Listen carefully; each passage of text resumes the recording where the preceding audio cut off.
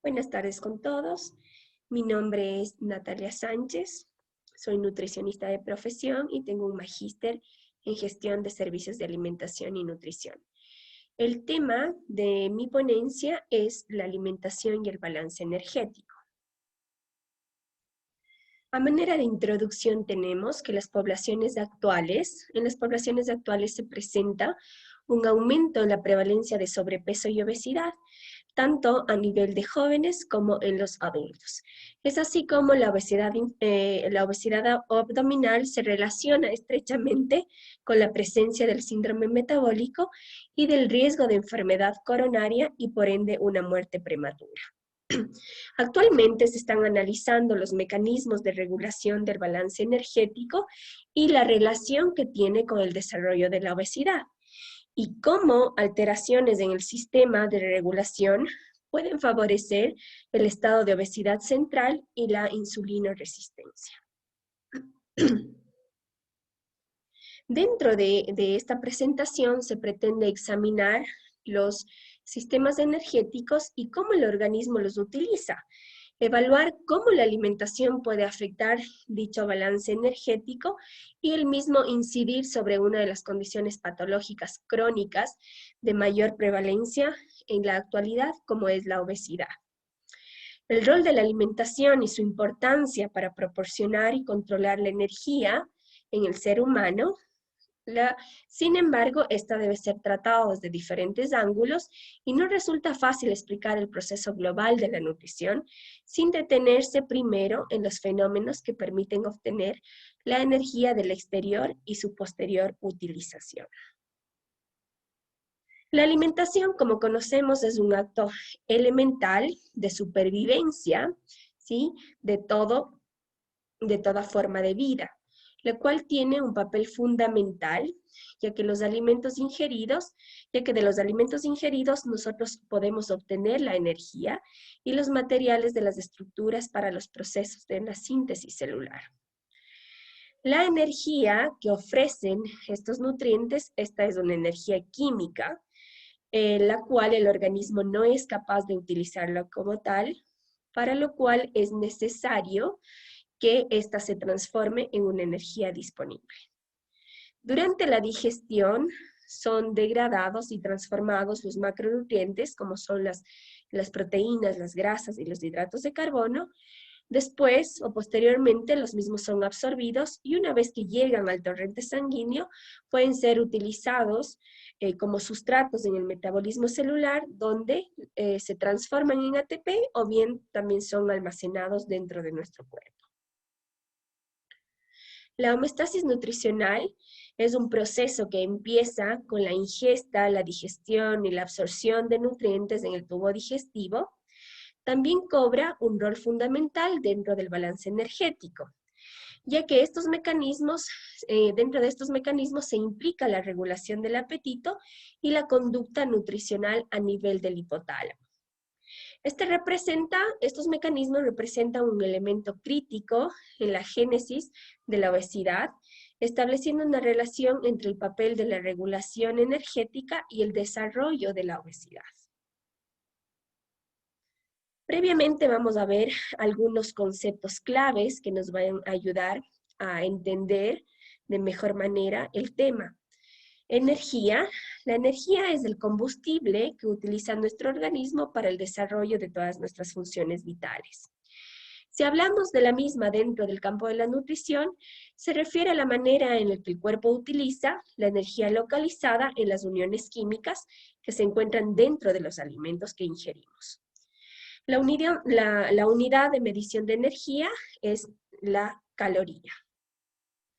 ¿Qué es la caloría? Es la cantidad de energía necesaria para que un gramo de masa de una sustancia eleve su temperatura a 1 grado centígrado.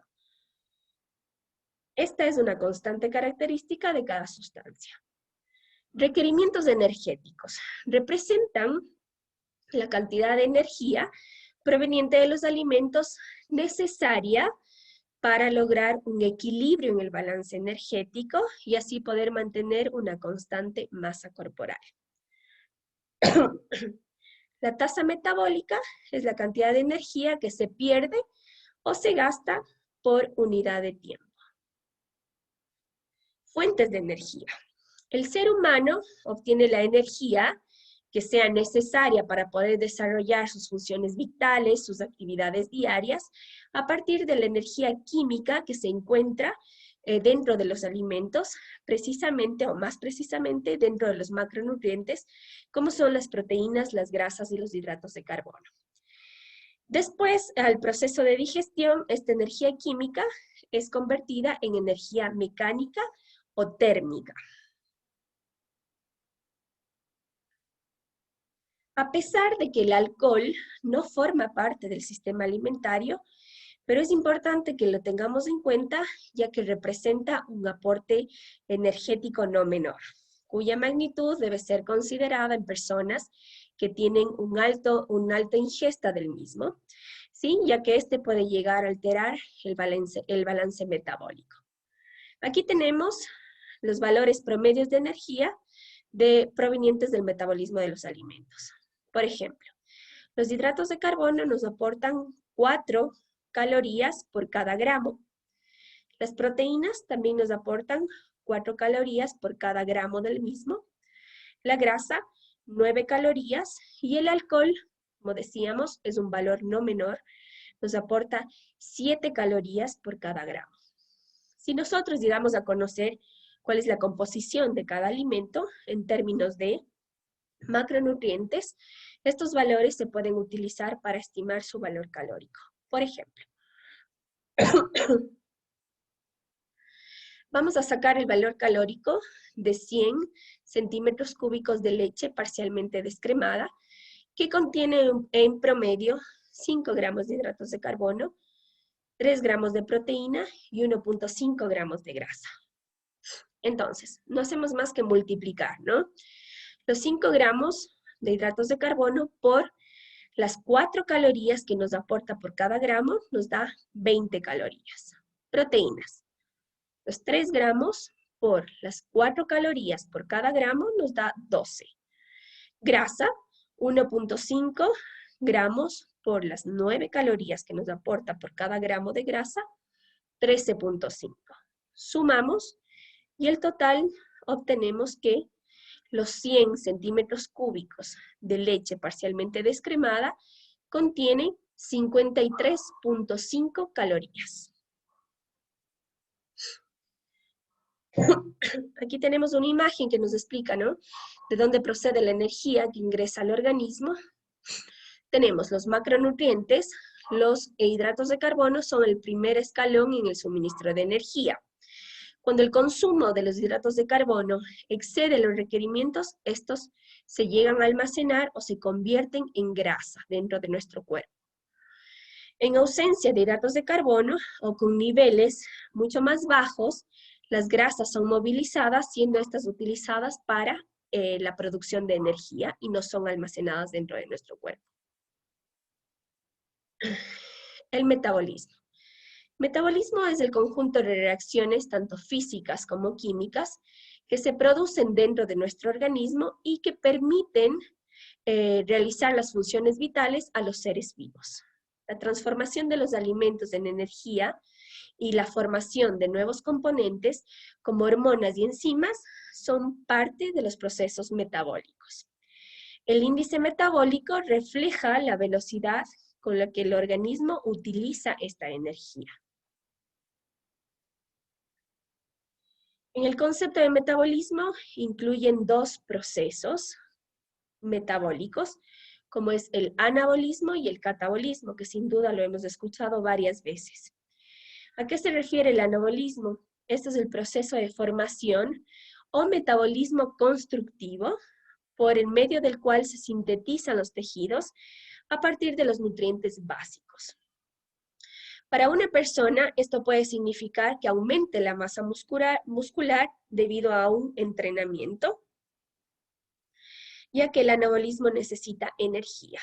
El catabolismo, este representa el proceso de destrucción y de degradación de los nutrientes, generalmente por procesos oxidativos. Además, también se puede hacer referencia al metabolismo basal y gasto energético en reposo. Vamos a ver de qué se trata cada uno de ellos. El metabolismo basal es la energía mínima necesaria para mantener el metabolismo celular, tisular y las funciones esenciales de vida. Se mide generalmente por la mañana a temperatura ambiente, en un estado de relajación corporal y mental con 12 a 18 horas de ayuno aproximadamente. El gasto energético es el total de energía que ingresa a nuestro organismo en forma de alimentos y representa la energía bruta. Una pequeña proporción de ella se elimina por la materia fecal y por la orina. Aquí podemos ver energía metabolizante es igual a energía bruta, menos, como decíamos, que se pueden eliminar a través de las pérdidas fecales y urinarias. ¿Cuál es la composición del gasto energético total? El gasto energético total está compuesto por gasto energético en reposo, que representa entre el 60 y el 70%, también por el efecto térmico de los alimentos, que representa entre un 5 y un 10%, y por la actividad física, representada entre un 15 y un 30%. Es el valor que mayor variación puede presentar desde un 0% en un individuo sedentario hasta un 50% en un deportista de resistencia. ¿Sí? El gasto energético total se ve afectado de esa manera. El gasto energético en reposo, dependiendo de la edad y del estilo de vida, este representa la mayor parte del gasto energético diario. Como decíamos, puede variar entre un 50 hasta un 75%. Es la cantidad de energía utilizada por el individuo, ya sea que esté en un estado de que padezca alguna patología o esté sano, ¿sí? Que no se encuentre en condiciones de termoneutralidad, ayuno, ni está sometido a grados de estrés, tanto físico o también como a algún tipo de enfermedad. Este es ligeramente superior a la tasa metabólica.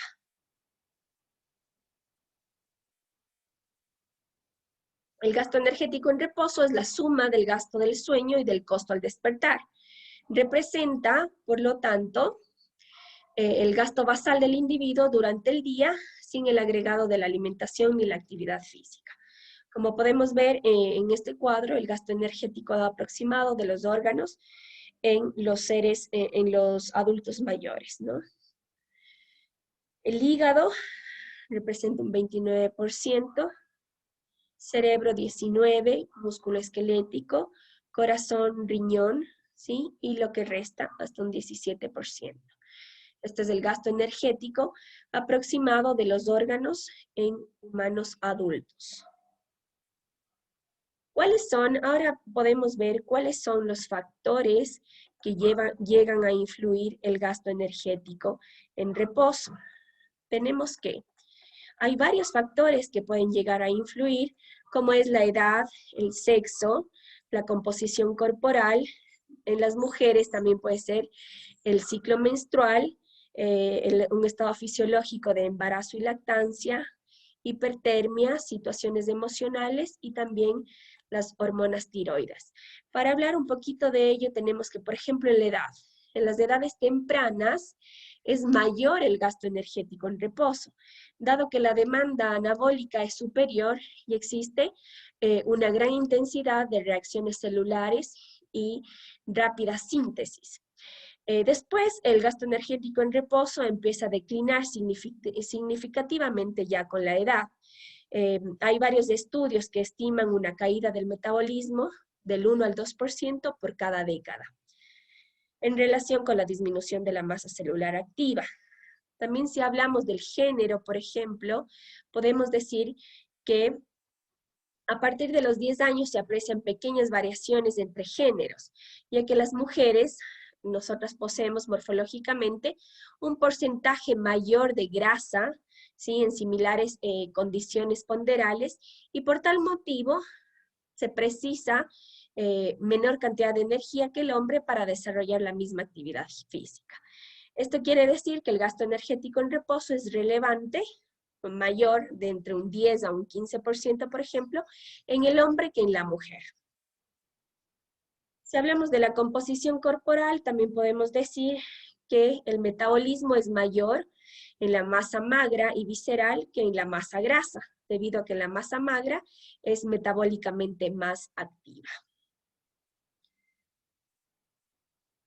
En el embarazo y la lactancia también el gasto energético en reposo se ve aumentado, ¿sí? Debido a los procesos que normalmente se dan, por ejemplo, el crecimiento uterino, placentario y fetal. Principalmente este se da durante el último trimestre del embarazo, ¿sí? Existe un aumento muy significativo del gasto energético en reposo, ya que el feto y la placenta llegan a incrementar su actividad metabólica. Aquí podemos ver, en resumen, la síntesis de los factores que influyen sobre el gasto energético en reposo, ¿sí? Existen factores que lo aumentan y otros factores que lo disminuyen. Como habíamos dicho, por ejemplo, la edad. A menor edad existe un mayor gasto, ¿sí? En la masa magra, a mayor masa magra, ¿sí? Existe un mayor gasto. La temperatura corporal, a mayores temperaturas, mayores gastos. También existen, por ejemplo, estados emocionales como de estrés que también llegan a verse afectados en el gasto energético.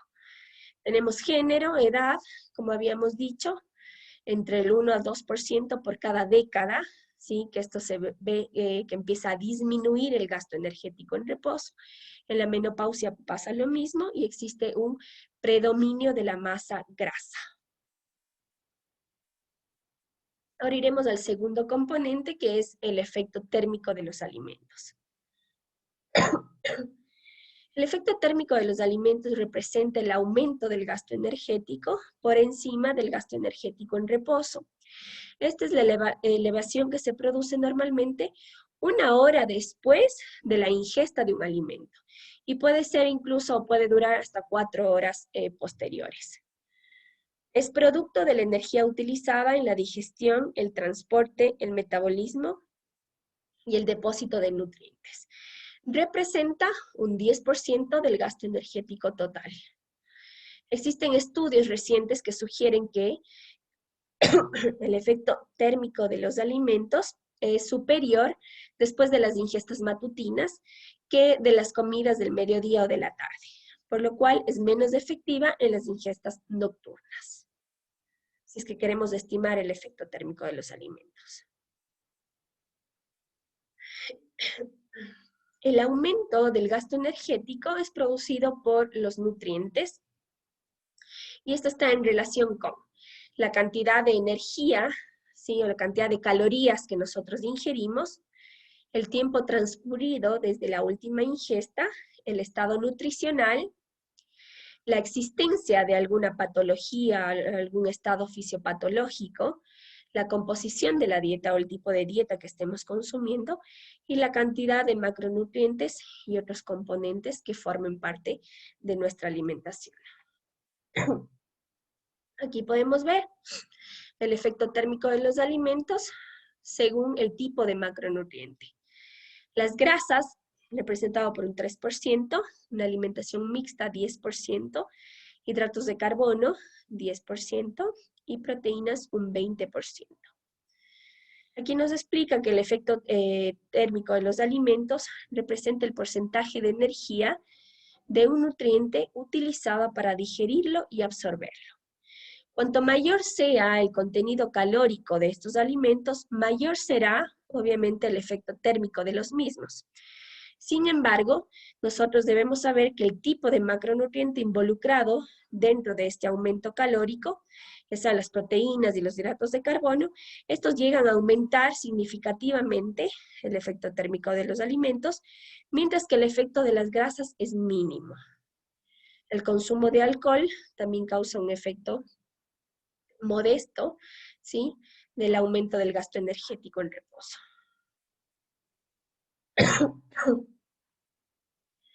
¿Cuáles son los factores que condicionan el efecto térmico de los alimentos? Este disminuye con la edad y puede relacionarse con el desarrollo de la resistencia a la insulina. En el intento de explicar las diferencias respecto a la tendencia de la obesidad entre los diferentes individuos, se está evaluando la posibilidad de que pueda existir variaciones de un individuo a otro en la magnitud de del efecto térmico de los alimentos. Sin embargo, para esto no existen actualmente estudios concluyentes. ¿Qué pasa con el metabolismo energético durante el ejercicio? Este representa el medio más práctico para que podamos incrementar nuestro gasto energético.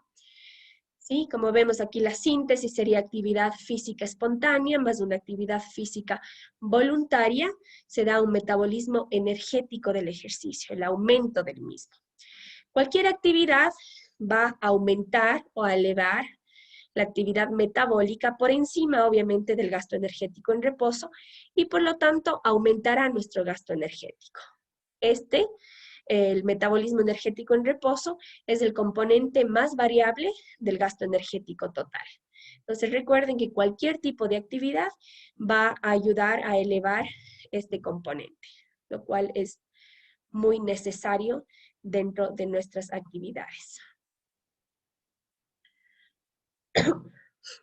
El metabolismo energético durante el ejercicio, el índice metabólico del ejercicio o efecto térmico del ejercicio representa el incremento del metabolismo producida por una actividad física, ya sea moderada o muy intensa. El factor más importante que afecta al índice metabólico es la intensidad o también la velocidad con la que realicemos dicha actividad física o dicho ejercicio. La actividad física no solo aumenta el índice metabólico durante el ejercicio, sino que en función de la intensidad y la duración puede llegar a elevar el gasto energético en reposo durante el periodo de recuperación. Esto se dice que se da entre un 4 y un 6% durante los 10 a 15 minutos subsiguientes. Esto se da por el producto del aumento de la temperatura corporal y de la cantidad de las hormonas circulantes.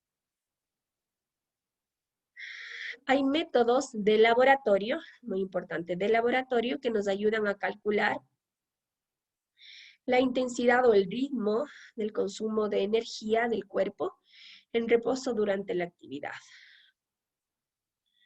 Por varios debe ser conocida. Sabemos que existe la calorimetría directa, la indirecta y el agua doblemente marcada.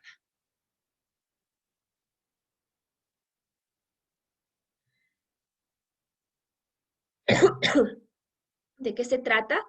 La calorimetría directa.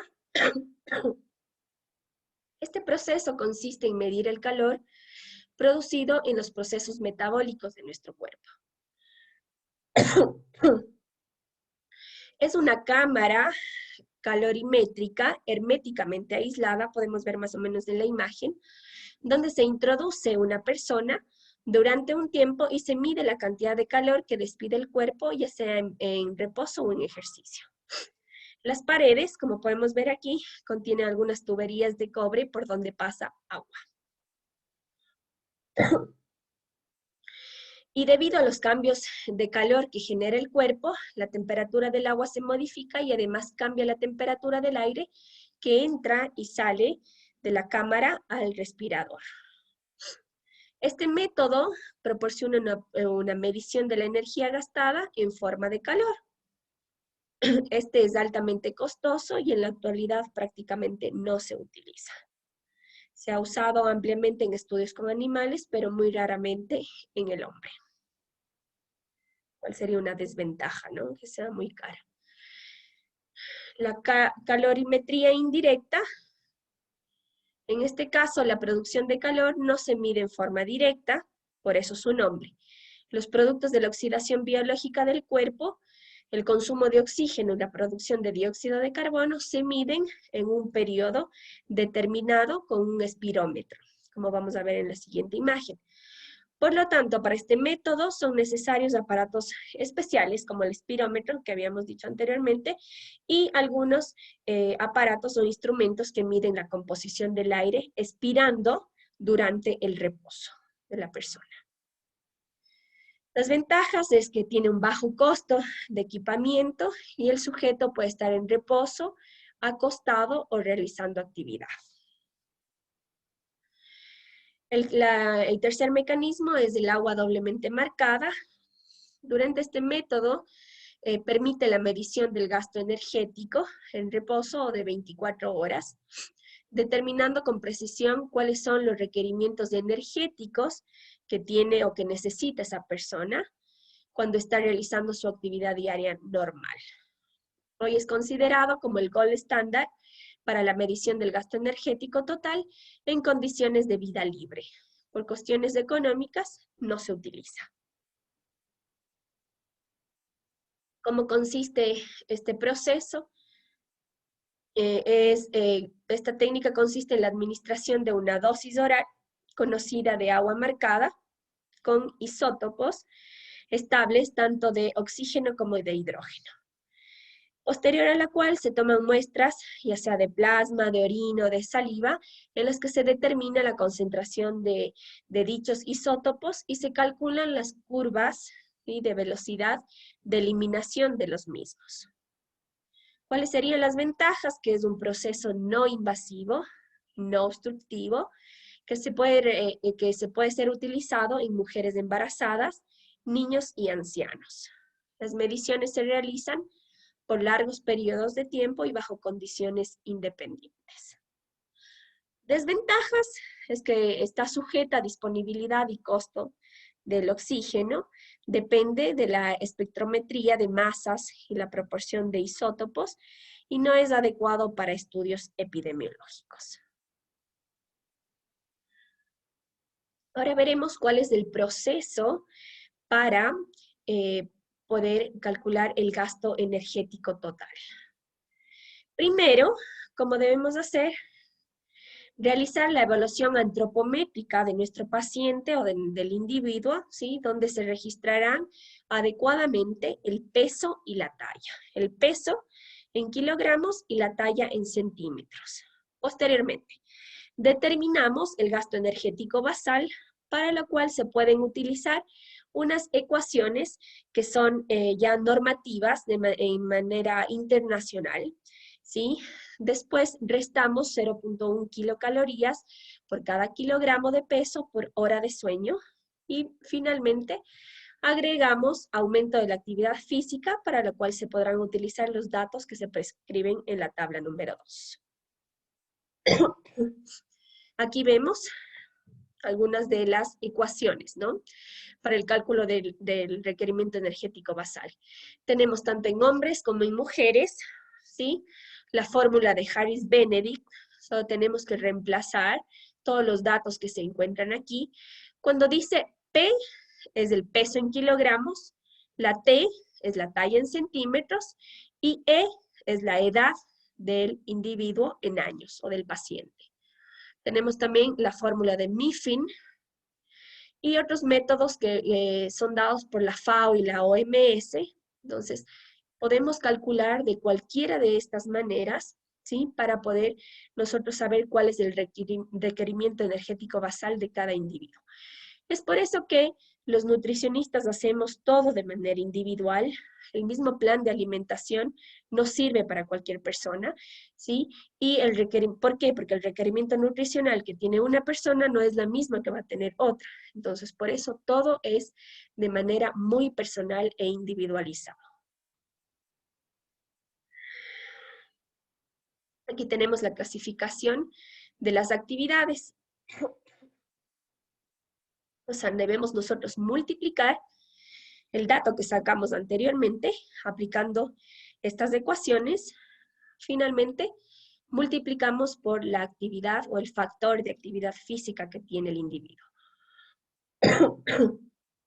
Aquí vemos, por ejemplo, en reposo, ¿sí? Dormir, descansar, el factor es 1.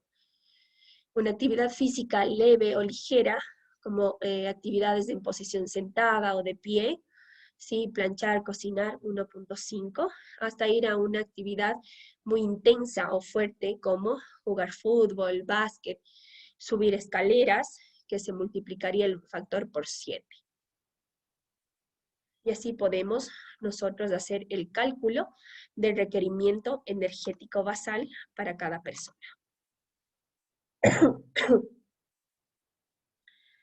Vamos a hablar del balance energético en sí. En lo que representa la nutrición humana, se valora la transformación del alimento en nutriente, su aprovechamiento por el organismo, el constante intercambio de calor con el medio exterior y el equilibrio del balance energético. Se refiere a que debemos comer la misma cantidad de energía que gastamos. Debe haber un balance energético estable. Energía ingerida en la dieta igual a energía gastada en las funciones vitales y actividades. Así como el balance energético representa la ganancia o pérdida neta de energía de un organismo y es el resultado de la comparación entre los ingresos de energía y los egresos de la misma, representados por el denominado gasto energético, en el cual se da una ganancia cuando existe un aumento de los depósitos corporales, pérdida neta si hay una oxidación de los depósitos corporales, los ingresos son el total de calorías incorporadas por los alimentos, menos, como habíamos visto ya, las que se pueden excretar a través de la orina y materia fecal, que es una mínima cantidad. Y los egresos están representados por el denominado gasto energético. Y podemos ver, por ejemplo, ingesta igual gasto, el balance energético no varía el peso. Si existe una ingesta mayor que el gasto, existe un superávit calórico, en lo cual se da un aumento de peso. Si la ingesta es menor, ¿no es cierto?, al gasto existe un déficit calórico en donde se da una disminución del peso. El balance energético debe equilibrarse o mantenerse, ¿no es cierto? Es decir, se debe calcular la energía que se va a consumir en forma de alimentos sin déficit, ya que no podría realizar las funciones vitales, entonces sin déficit ni excesos, ¿no es cierto?, que hacen que las cantidades de excedentes se transformen y depositen en forma de grasa. Porque si no, se produce, si existe mucho mayor aporte, ¿sí?, que el gasto, ahí es donde se produce la obesidad. Y esto se logra a partir de la utilización de las tablas del gasto energético en reposo que se multiplica por el factor de actividad física, como ya hicimos anteriormente, ¿no? Vimos a través de todas estas ecuaciones, ¿sí?, que se utilizan de manera internacional. Después multiplicamos por el factor de actividad física y podemos sacar una estimación del gasto energético para cada persona. Un balance energético donde existe un equilibrio, ¿no es cierto?, para poder mantener el peso. ¿Sí? El aumento se da si es que existe una mayor ingesta que el gasto y lo contrario se produce para una disminución de peso. La regulación o eficacia metabólica. Para nosotros poder mantener el balance energético existen dos alternativas. Primero, ajustar el ingreso al consumo y ajustar el consumo al ingreso. Ajustar el ingreso al consumo quiere decir que el gasto energético corresponda a la ingesta energética. Y ajustar el consumo al ingreso, si la ingesta energética es superior al gasto, debe buscarse la forma de consumirla. La mejor forma es incrementando la actividad física. Es por eso que siempre se recomienda, ¿no?, tener un buen plan de alimentación, una dieta adecuada y combinarla siempre con actividad física para que exista un balance energético adecuado. ¿Cómo se logra, entonces, regular el balance energético? La única forma para mantener estable el peso corporal es que exista un balance entre la ingesta y la eliminación de energía. O sea, lo que ingerimos y lo que gastamos. Tradicionalmente, la ingesta calórica fue considerada como el factor clave para la regulación del peso. Pero, sin embargo, muchas veces el incremento o disminución en la ingesta energética no producen los cambios que esperamos, ¿sí? Al menos lo que esperamos tanto el paciente como, en este caso, el profesional dentro del área de la salud. Se podría esperar, ¿no es cierto?, que para determinada restricción calórica siempre ocurra un determinado descenso del peso corporal. Sin embargo, no siempre se da esto y la realidad muestra descensos menores a los esperados. ¿Por qué se da? ¿Sí? Situación similar ocurre cuando se intenta un aumento en el peso corporal a partir de una sobreingesta, en cambio, observándose nuevamente que no se alcanzan las metas esperadas. ¿Cómo puede ser explicado esto? Que al reducir la ingesta y producir un descenso del peso corporal, la tasa metabólica se ve disminuida.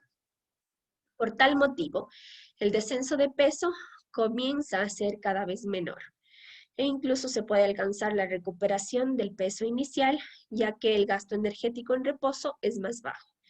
Y por lo tanto, al igual que el consumo calórico, se tiende a recuperar el peso.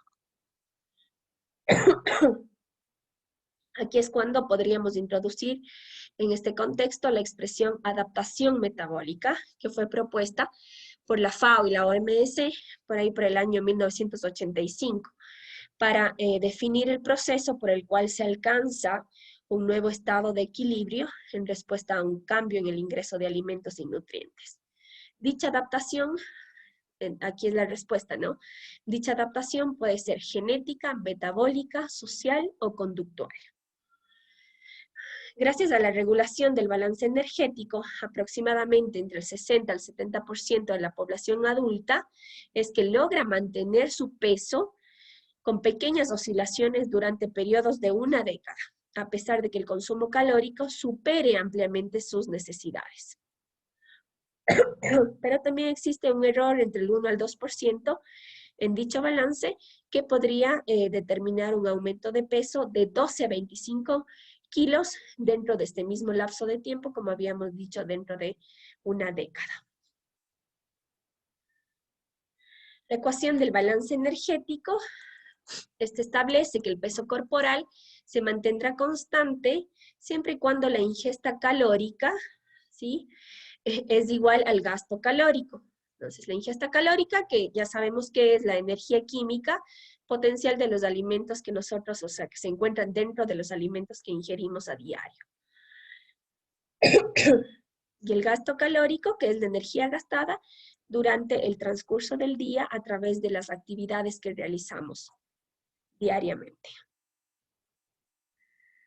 Aquí vamos a ver que existe un balance energético positivo y un balance energético negativo.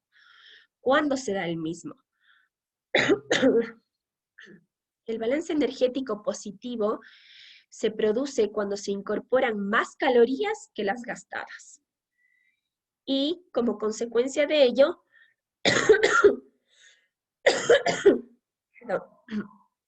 se produce un aumento de peso, ya que el exceso de calorías se almacenan en forma de grasa dentro de nuestro cuerpo, ¿sí?, en los depósitos del tejido adiposo corporal. Se dice que por cada 3.500 calorías que se consumen en exceso, se almacenan en el cuerpo 0.45 kilogramos de grasa. El balance energético negativo se da o se produce si el consumo total de calorías es menor en relación al gasto del que el individuo pierde de peso. Si el déficit energético es de 3.500 calorías, se dice, ¿no es cierto?, que se pierde, en cambio, lo contrario del anterior, 0.45 kilogramos de peso. La pérdida puede ser causada por un aumento en el ejercicio físico o también una disminución en el consumo de calorías. Aquí podemos ver una imagen donde nos explica lo que acabamos de decir, ¿no es cierto? La ingesta energética versus el gasto energético. y se produce, ¿no es cierto?, un aumento de peso corporal si es que la ingesta, obviamente, es mayor al gasto, ¿sí?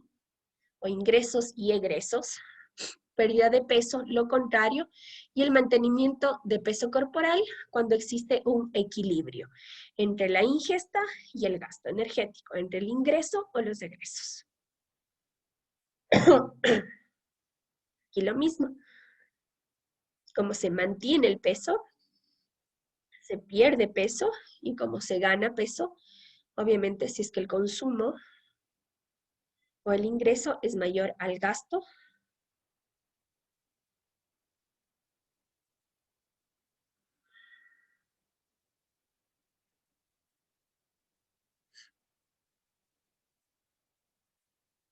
Ahora veremos la oxidación de las grasas. Posterior a la ingesta, que cuando nosotros consumimos, ¿no es cierto?, una comida mixta, se produce un aumento en la oxidación de los hidratos de carbono y una disminución en la oxidación de las grasas. Si se aumenta la ingesta de grasa, de esta ingesta tampoco se modificará la oxidación de las mismas, es decir, esta permanece disminuida. Lo que produce una mayor influencia sobre la oxidación de las grasas es el balance energético. Por lo tanto, si el consumo, ¿sí?, o sea, si el mismo es negativo, se propicia un aumento en la oxidación de las grasas. Aquí podemos ver un resumen del balance energético de todo lo que hemos venido hablando, que hay los que son modificables y los que no son modificables, ¿no es cierto? Nosotros podemos modificar nuestra selección de hábitos o costumbres nutricionales, ¿no es cierto? También esto se ve influenciada por la ingesta energética, la cual puede aumentar o disminuir de acuerdo a nuestros hábitos o costumbres, ¿sí?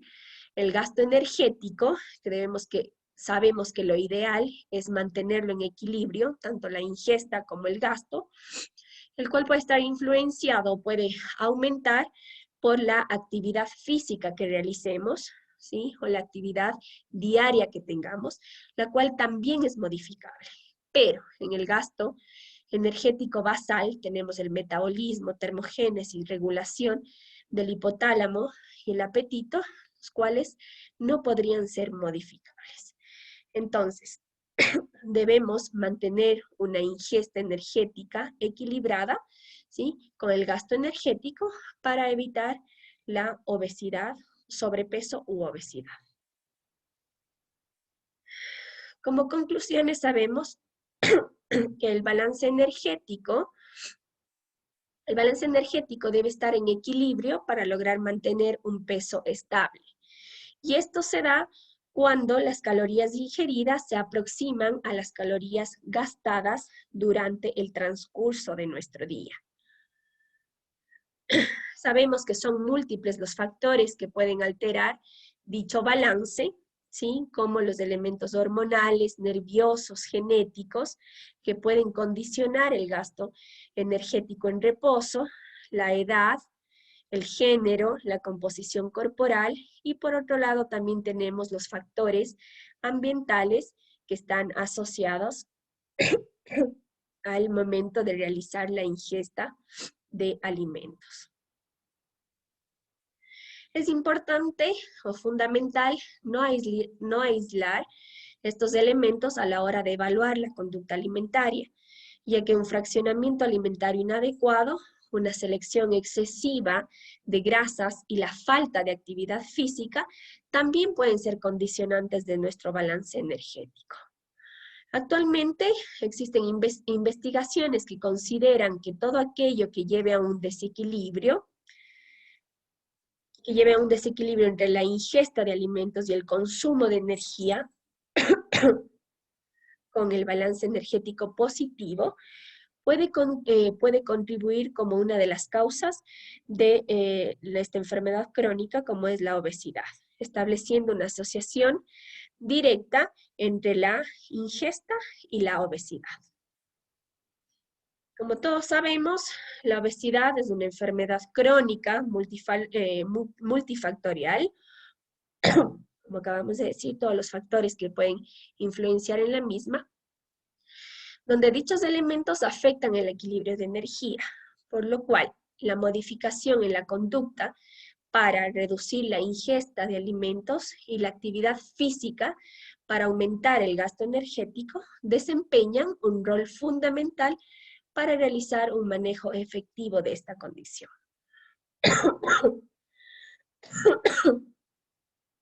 El mayor conocimiento de la regulación central y periférica, de los hábitos alimentarios y del balance energético, estos podrían llegar a ayudar a desarrollar tratamientos para la disminución de la incidencia de estas alteraciones metabólicas y con ello también la probabilidad de enfermar o morir por alguna enfermedad coronaria. Esto ha sido todo respecto a mi ponencia. Espero que sea de mucha utilidad. Muchas gracias.